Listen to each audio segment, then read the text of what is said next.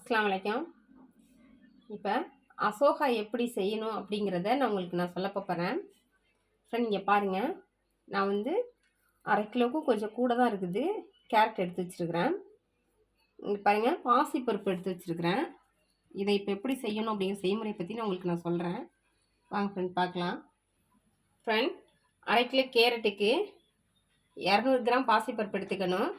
இப்போ என்கிட்ட வந்து 1/2 கிலோ கொஞ்சம் கூட இருக்குது. அதனால இங்கே பாருங்கள், ஃபஸ்ட்டு ஒரு 100 கிராம் பருப்பு கொட்டுறேன். பாசிப்பருப்பு 100 கிராம் போட்டேன். 200 கிராம் பாசிப்பருப்பு போட்டுட்டேன். பாருங்கள், இதை நல்லா வறுத்து எடுத்துக்கணும் லைட்டாக.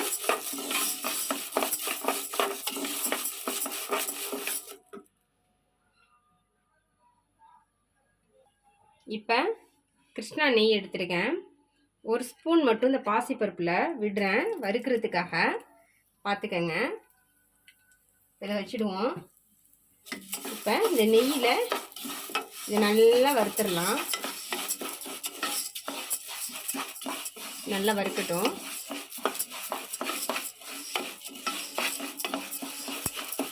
நல்லா வறுபட்டுருச்சு. இப்போ நான் வந்து தண்ணி வந்து 250 மில்லி தான் நான் ஊற்ற போகிறேன். தண்ணி ஜாஸ்தியாக கொடுக்கக்கூடாது.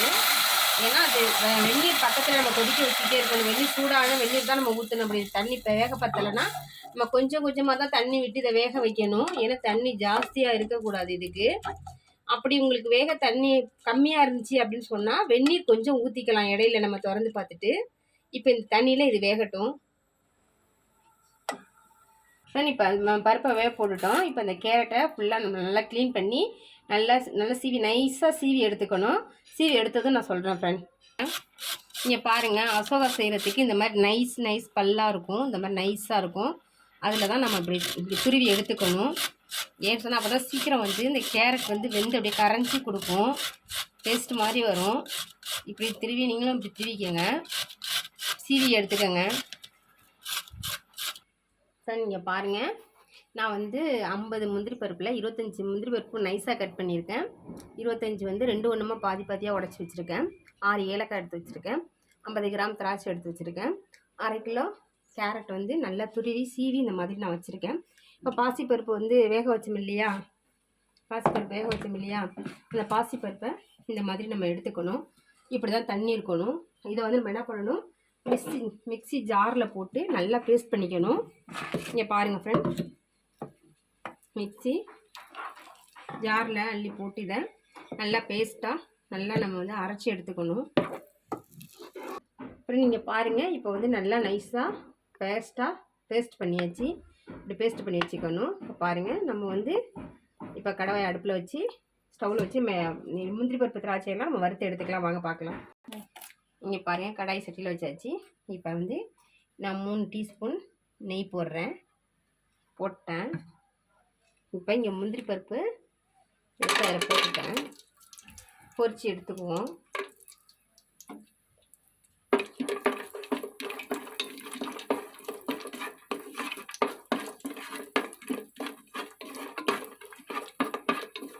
இப்போ நான் திராட்சை போட்டுட்டேன். பாருங்கள், ரெண்டையும் ஒன்றா மிக்ஸ் பண்ணி பொரிக்கணும் நெய்யிலேயே.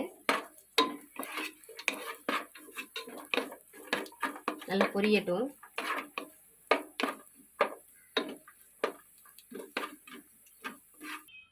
ஒரு 3 டீஸ்பூன் வந்து நான் கோல்டு வினர் ஊற்றிருக்கேன். இப்போ மறுபடியும் ஒரு 3 டீஸ்பூன் வந்து நெய்யும் ஆயிலும் ஒன்றா மிக்ஸ் பண்ணிக்கணும். மிக்ஸ் பண்ணியாச்சு. இங்கே பாருங்கள், நான் பொரிச்சு இந்த மாதிரி எடுத்து வச்சுருக்கேன். இந்த மாதிரி செவந்த நேரத்தில் எடுத்து வச்சுக்கணும். ரொம்ப கருக விட்டுறக்கூடாது. இப்போ அது காஞ்சிடுச்சு. நெய்யும் ஆயிலும் ஒன்றா மிக்ஸ் பண்ணி ஊற்றுனது காஞ்சிடுச்சு. பாருங்கள், இப்போ 6 ஏலக்காய் நான் போடுறேன். உங்களுக்கு வந்து இந்த கேரட்டு நம்ம சீவி வச்சுருக்கிறதுல வந்து இதிலே கலர் நமக்கு கிடைக்கும். அப்படி கலர் போட்டால் நல்லாயிருக்கும்.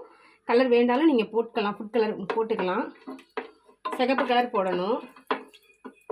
இப்போ ஏலக்காய் பொரிஞ்சிடுச்சு. பாருங்கள்,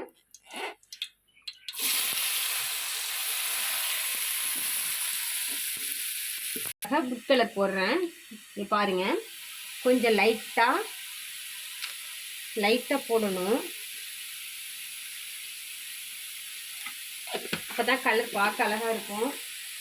குழந்தைங்க விருப்பமாக சாப்பிடுவாங்க. குழந்தைங்களுக்காண்டி இது நல்லா இப்படி நெய்யில் வதக்கிக்கணும்.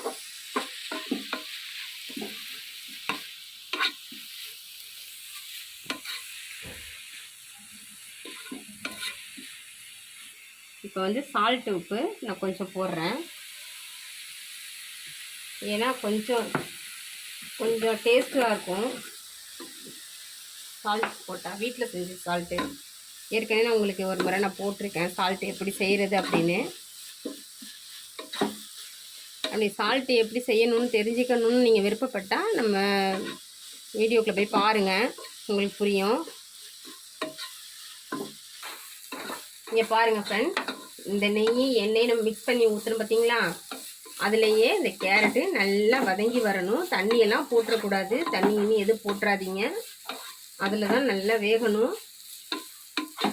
நல்லா அப்படி ஒரு மாதிரி நறுக்குன்னு இல்லாமல் அப்படி சாஃப்டாக ஆயிரும். இதுலேயே சாஃப்ட் ஆயிரும். இப்போ பாருங்கள், நம்ம வந்து இது பண்ணலாம். இங்கே பாருங்கள், லைட்டாக மூடி வச்சுருவோம். அடுப்பை க்ளோ பண்ணியாச்சு. இப்போ மூடி வச்சுருக்கேன்.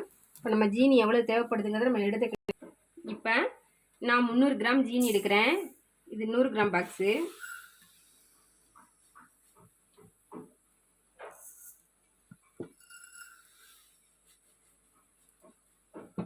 இப்போ 300 கிராம் ஜீனி எடுத்திருக்கேன். உங்களுக்கு இதை விட அதிகம் தேவைப்பட்டால் எக்ஸ்ட்ரா ஒரு 100 கிராம் எடுத்துக்கலாம். இல்லை இதை விட கம்மி பண்ணி சாப்பிட்ணுன்னாலும் 200 எடுத்துக்கலாம். சுகர் வந்து உங்கள் விருப்பத்தை பொறுத்தது. பண்ணுறேன்.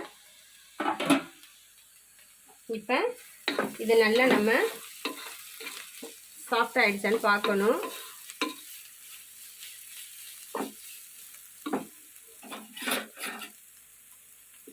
இப்போ சாஃப்ட் ஆகிடுச்சு. இங்கே பாருங்கள், சாஃப்ட் ஆகிடுச்சு.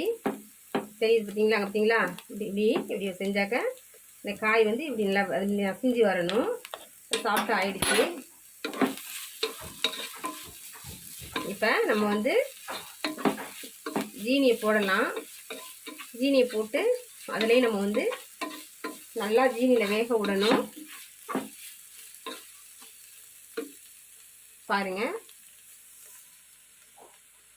போட்டேன். நீங்கள் வந்து சுகர் ஜாஸ்தியாக இருக்குன்னா நீங்கள் கம்மி பண்ணிக்கங்க.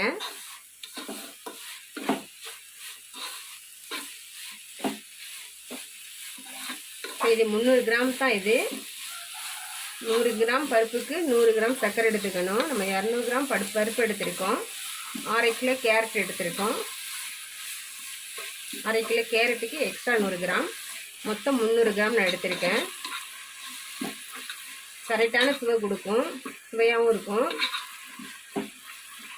இப்போ இந்த ஜீனி கரைய அந்த ஜீனி கரைசல்லையே இந்த கேரட்டு மீதி உள்ளதும் நல்லா வெந்து நமக்கு கேரட்டு மாதிரியே தெரியாது. நமக்கு பாருங்கள் எப்படி வருதுன்னு. உங்கள் வீட்டில் செஞ்சு உங்கள் பசங்களுக்கு, உங்கள் பிள்ளைங்களுக்கு, பேபிங்களுக்கெல்லாம் கொடுக்கலாம். நல்லா ஹெல்த்தியும் கூட. ஸ்கூல் போயிட்டு வந்து குழந்தைங்க சாயந்தர நேரத்தில் நம்ம ஸ்நாக்ஸ் மாதிரி செஞ்சு கொடுக்கலாம். விரும்பி சாப்பிடுவாங்க. அம்மா இன்னும் வேணும்னு கூட கேட்பாங்க. அப்புறம் நீங்கள் பாருங்கள், இது பாசிப்பருப்பு பேஸ்ட் அரைச்ச கப்பில் தான் போடுறேன்னா. இப்போ பாருங்கள், கார்ன்ஃப்ளவர் பவுட்ரு போடுறேன். 1 2 3 4 ஸ்பூன் நிறைய போடணும் ஃப்ரெண்ட். 4 ஸ்பூன் போட்டிருக்கேன். லேசாக கொஞ்சம் வாட்டர் ஃபில் பண்ணி சும்மா கொஞ்சமாக பாருங்கள். இப்போ நீங்கள் பாருங்கள், அந்த ஜீனிலேயே பாக்கி மீதம் உள்ள கேரட்டும் வெந்துருச்சு பாருங்கள். இது அப்படியே இப்படி செஞ்சோம்னா நமக்கு நல்லா அப்படி சுருண்டு வரணும். இன்னும் கொஞ்சம் பதம் இருக்குது, நல்லா சுருண்டு வரணும். இந்த கம்பி பிசின் பதம் அதெல்லாம் தேவை கிடையாது.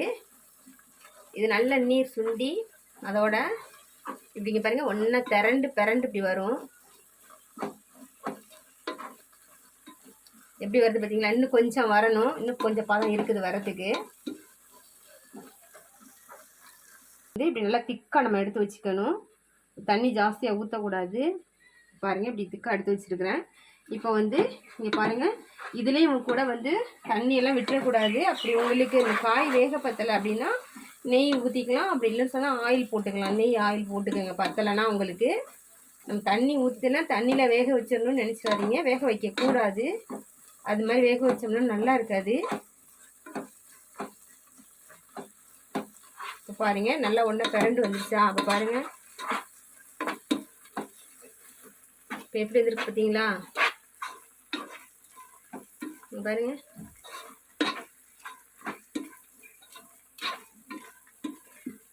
எப்படி இருக்கு பார்த்தீங்களா? இப்போ நம்ம இந்த கார்ன்ஃப்ளவர் இதை வந்து நம்ம அப்ளை பண்ணிடலாம். ஊற்றியாச்சு. விடாமல் கிண்டணும் ஃப்ரெண்ட்.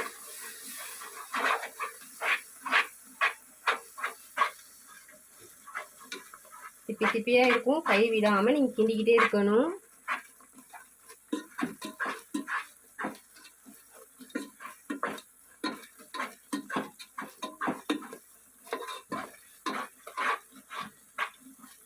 இப்போ பாசிப்பருப்பை இதில் நான் போடுறேன்.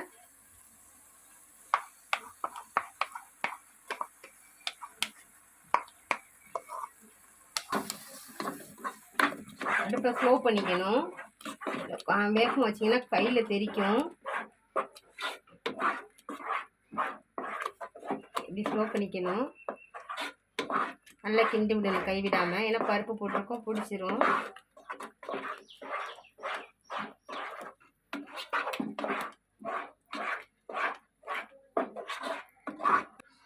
ஒரு 2 டீஸ்பூன் மாதிரி நெய் விட்டுக்கிறோம். பாருங்கள் எப்படி இதுக்கு வந்து உங்களுக்கு 100 ml நெய்யாவது ஆகிடும். அரை கிலோவுக்கு அப்படி போட்டால் தான் டேஸ்ட்டாக இருக்கும்.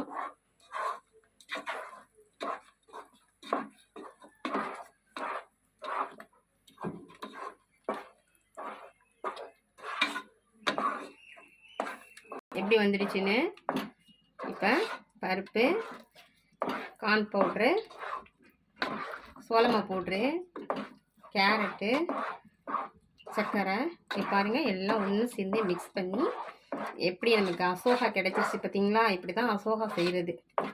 இதுதான் அசோகா. நல்லா டேஸ்ட்டாக இருக்கும். நெய் கூட இன்னும் நீங்கள் ஊற்றுறதா இருந்தால் ஊற்றிக்கலாம். நெய் எவ்வளோக்கு எவ்வளோ ஊற்றுறீங்களோ அவ்வளோக்கு எவ்வளோ டேஸ்ட்டாகவும் இருக்கும். நல்லா கனிஞ்சி கொடுக்கும்.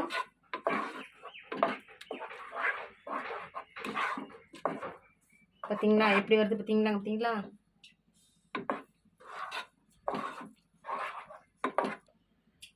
அப்புறம் நீங்கள் பாருங்கள். நான் இப்போ பொரிச்சு எடுத்து வச்சேன் பார்த்தீங்களா? அந்த முந்திரி பருப்பு, திராட்சை நான் இப்போ இதில் நான் போடுறேன். போட்டு நம்ம ஒரு கிண்டிடுவோம்.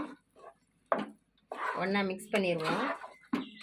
நல்லா இது ஹெல்த்தி, பிள்ளைங்களுக்கு உடம்புக்கும் நல்லது. வேணும்னு சொல்கிற பிள்ளைங்க கூட எனக்கு வேணுமா அப்படின்னு கேட்டு வாங்கி சாப்பிடுவாங்க. இன்னும் செஞ்சு தாங்கம்மா அப்படின்னு கேட்பாங்க. உங்களை தொந்தரவு பண்ணுவாங்க. இந்த மாதிரி குழந்தைங்களுக்கு செஞ்சு கொடுங்க. வீட்டில் உள்ள பெரியவங்களும் சாப்பிட்லாம், நல்லது. அசோகா செஞ்சு பாருங்கள். எப்படி டேஸ்ட்டாக இருக்கும். நீங்களாம் செஞ்சுருப்பீங்க. ரெடி ஆகிடுச்சு. இங்கே பாருங்கள். இப்போ நான் பாத்திரத்தில் எடுத்து வைக்கிறேன். பாருங்கள் இப்படி தான் இருக்கும். வாழை இலையில் வச்சு சாப்பிட்டோம்னா அப்படியே வாழை இலை வாசனைக்கும் இந்த டேஸ்ட்டுக்கும் வேறு லெவலாக இருக்கும். இங்கே பாருங்கள். எடுத்து பாத்திரத்தில் வச்சுட்டு சின்னதாக கட் பண்ணி வச்சுருக்கேன் முந்திரி பருப்பை இதில் இப்படி போட்டு விடணும். பசங்களுக்கு அந்த மாதிரி போட்டு கொடுங்க. செமையாக இருக்கும், டேஸ்ட்டாகவும் இருக்கும். இப்போ அசோகா ரெடி. உங்களுக்கு பிடிச்சிருக்கா? இதே மாதிரி செஞ்சு சாப்பிடுங்க. நல்லா டேஸ்ட்டாகவும் இருக்கும், சுவையாகவும் இருக்கும். ஹெல்த்தியான ஃபுட்டு. இது வந்து எப்படி அப்படிங்கிறத நீங்களும் செஞ்சு பாருங்கள்.